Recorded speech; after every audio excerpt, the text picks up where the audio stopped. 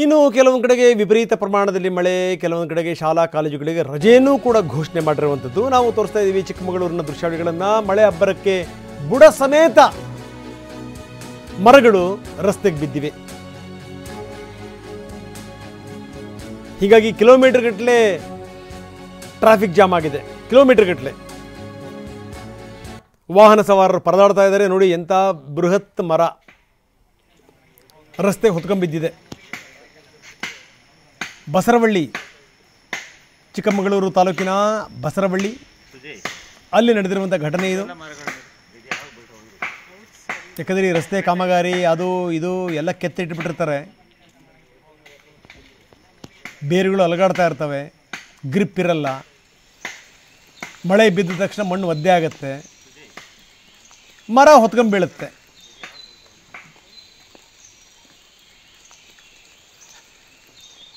ನಾವು ಎರಡೆರಡು ದೃಶ್ಯಾವಳಿಗಳನ್ನು ನಾವು ತೋರಿಸ್ತಾ ಇದ್ದೀವಿ. ಬೆಳಗ್ಗೆ ನಾವು ತೋರಿಸಿದ್ವಿ ಈ ಮುಳ್ಳಯ್ಯನಗಿರಿ ಮತ್ತು ಈ ಸೀತಾಳಯ್ಯನಗಿರಿ ಆ ಕಡೆ ಭಾಗದಲ್ಲಿ ಒಂದು ದೊಡ್ಡ ಮರ ಹೊತ್ಕೊಂಡ್ಬಿದ್ದಿದ್ದು. ಇನ್ನೊಂದು ದೃಶ್ಯ ಈಗಿಂದಿದು, ಇದೀಗ ಆಗಿರುವಂಥದ್ದು ಬಸರವಳ್ಳಿ ಘಟನೆ.